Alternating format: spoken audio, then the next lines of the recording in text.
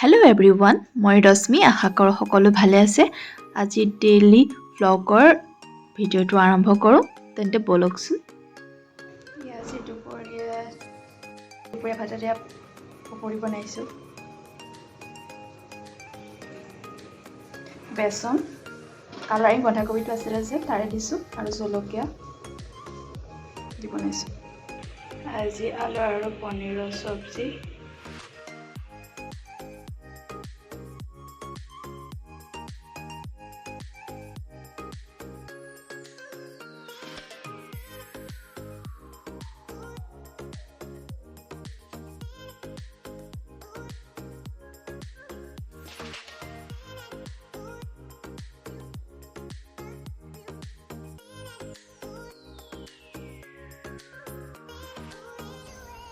তাৰপিছত অলপ পানী দি দিছোঁ।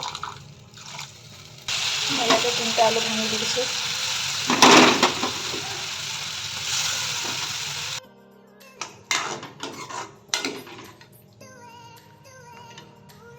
মই আলুখিনি দালিতে দি পেলাই সিজাই লৈছিলোঁ। এতিয়া সোনকালে হৈছে। গাখীৰ আছিলে তাৰে মই অকণমান পনীৰ বনাই লৈছোঁ।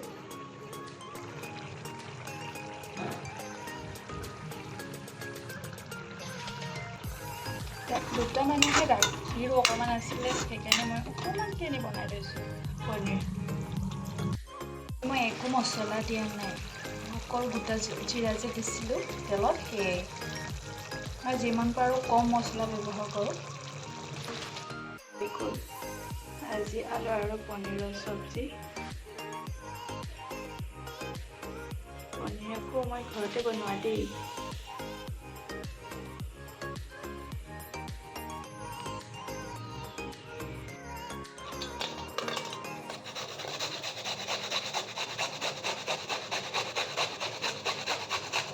মই ইয়াত চাটুৰ চাটনিৰ কাৰণে পিঁয়াজ পিচি লৈছোঁ। চাটুৰ চাটনিৰ ৰেচিপিটো মই কালি ব্লগত দিছোঁৱেই।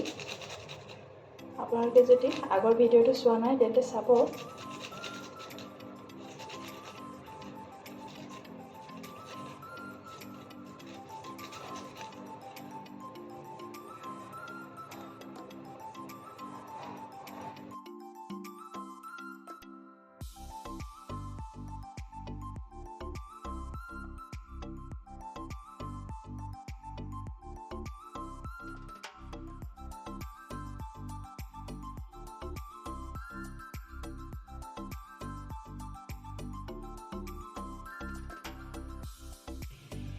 পিঁয়াজ এফাল, এফুটা ডাঙৰ চাইজৰ নহৰু আৰু 2 চামুচ চাটু,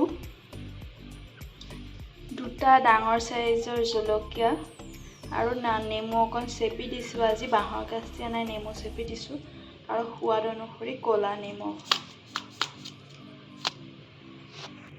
আপোনালোকে নৰ্মেল আমি যোনটো ব্যৱহাৰ কৰোঁ বগা নিমখ, সেইটোও দিব পাৰে নাথাকিলে ক'লা নিমখ।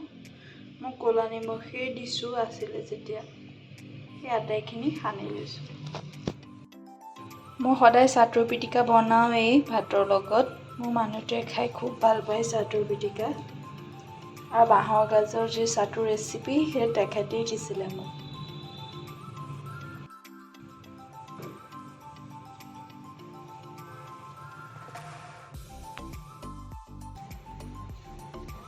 এনেকৈ শুকানকৈ মুঠিব, পানীকৈ নুমুঠিব। এনেকৈ ড্ৰাই, এনেকৈ শুকান টাইপৰ হ'লেহে বেছি ধুনীয়া লাগে খাই। চাওকচোন, এনেকুৱা টাইপ দেখিছেনে? এনেকুৱা টাইপ।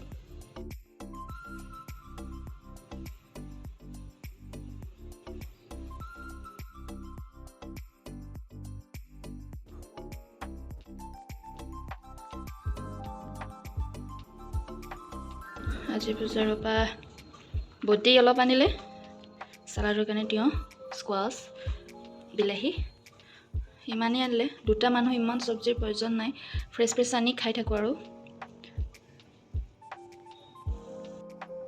ভিডিঅ'টো ইমানতে সমাপ্ত কৰিছোঁ। ভিডিঅ'টো চোৱাৰ কাৰণে বহুত বহুত ধন্যবাদ জনাইছোঁ। মোৰ চেনেলত নতুনকৈ যদি আহিছে তেন্তে মোৰ চেনেলটো ছাবস্ক্ৰাইব কৰিব। মোৰ ভিডিঅ'ত মই ৰেচিপি ভিডিঅ' এড কৰোঁ, তো চাব আৰু চেনেলটো ছাবস্ক্ৰাইব কৰিব।